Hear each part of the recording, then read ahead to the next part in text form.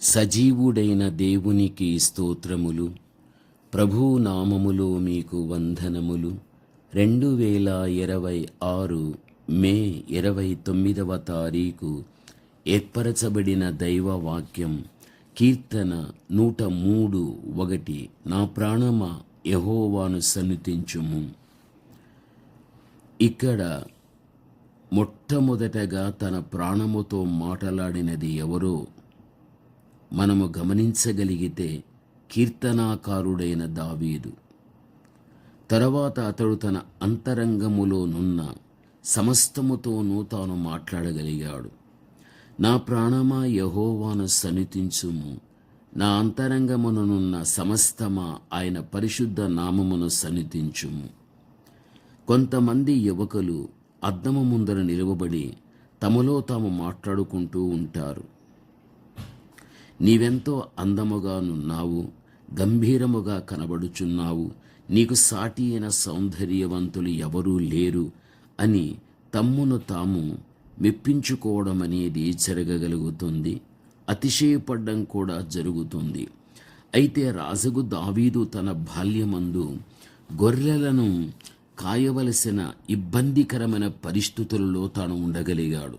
అరణ్యములో సంభాషించుటకు వేరే మనుషులు లేనందున తన ప్రాణముతో మాట్లాడుటను అతడు అలవర్చుకోవడం మనము చూస్తూ ఉంటున్నాం. గమనించాలి, అతడు రాజుగా చేయబడినను తన దుఃఖములను మనుష్యులతో పంచుకొనక తన ప్రాణముతో మాట్లాడి తన్ను తాను ఓదార్చుకోవడం. నా ప్రాణమా నీవేళ కృంగి ఉన్నావు, నాలో నీవేళ తొందరపడుచున్నావు, దేవుని యందు నిరీక్షణ ఉంచుము, ఆయనే నా రక్షణకర్త, నా దేవుడు, ఇంకను నేను అని స్తుతించెదను. కీర్తన 42:11 మనము చూడగలం. క్రొత్త నిబంధన కాలమందు తన ప్రాణముతో మాట్లాడిన మరో వ్యక్తిని గూర్చి మనం ఆలోచించగలిగితే అతడు గొప్ప ధనవంతుడు, అతని పొలము బాగుగా పండగలిగాది. అప్పుడు ప్రాణమా, అనేక సంవత్సరములకు విస్తారమైన ఆస్తి నీకు సమకూర్చబడి ఉన్నది, సుఖించుము, తినుము, త్రాగుము, సంతోషించుమని చెప్పుకొందునెను అని లూకా 12:19 చూడగలం. ప్రభువుని స్తుతించక, ప్రభువుకు కృతజ్ఞతాస్తుతులు చెల్లించక స్వార్థపరుడై ఆలోచించుచుండిన ధనవంతుని చూచి ప్రభువు, వెర్రివాడా, ఈ రాత్రి నీ ప్రాణము నడుగుచున్నాను, నీవు సిద్ధపరిచినవి ఎవనివగునని అతనితో చెప్పడం లూకా 12:20 మనము చూడగలం. దేవుని కుమారుడుగా, దేవుని కుమార్తెగా మనం ఆ బుద్ధిహీనుల వలె ఉండక ప్రభుని స్తుతించున్నట్లు స్థిరమైన తీర్మానము చేయువారుగా ఉండాలి. ప్రభు అలాగూ మనకు తెలియపరుస్తూ ఉంటున్నాడు. మన దేవుడిని యెహోవా ఏర్పరచుకున్న స్థలమునకు వెళ్ళి అక్కడ నీ దేవుడైన యెహోవా సన్నిధిని భోజనము చేసి నీవును నీ ఇంటి వారును నీ ఇంటి నుండి లేవీయులను సంతోషింపవలెనని ద్వితీయోపదేశకాండం 14:25-26 కూడా మనము చూడగలం. జ్ఞానియగు సొలొమోను ఇలా చెబుతున్నాడు, అన్నపానములు పుచ్చుకొనుట కంటెను, తన కష్టార్జితము చేత సుఖపడుట కంటెను నరునికి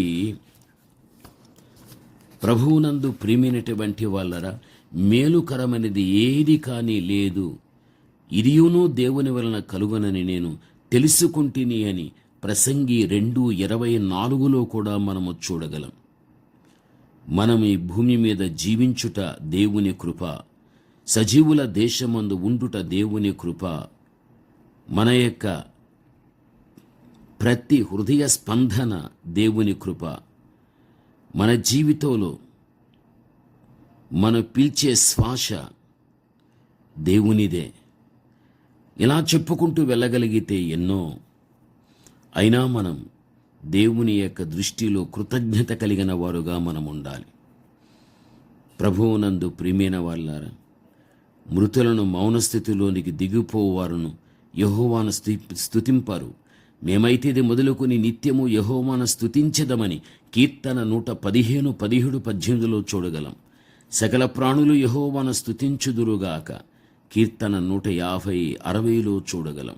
కావున దేవుని యొక్క వాక్యాన్ని వినుచున్న దేవుని బిడలైనటువంటి మనము గ్రహించవలసినది, కీర్తనాకారుడు తన ప్రాణముతో మాట్లాడుచూ ఉన్నట్లుగా మనం చూస్తూ ఉంటున్నాం.